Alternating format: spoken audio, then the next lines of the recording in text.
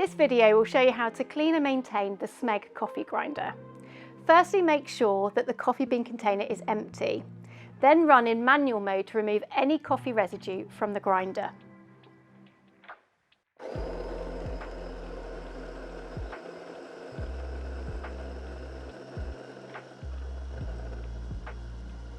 Before removing any components for cleaning, the machine must be turned off and unplugged from the socket.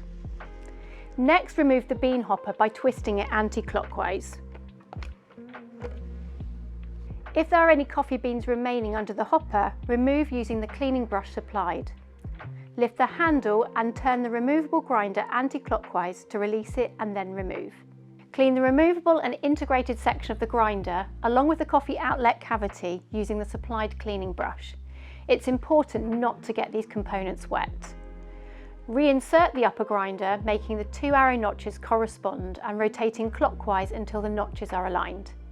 The ground coffee bean container, the lid and the plate can be washed using warm soapy water. To clean the motor base, wipe down with a soft, damp cloth. Ensure all components are dried thoroughly before reassembling. If you found this useful, please like the video, and if you want to see more, please subscribe to our channel.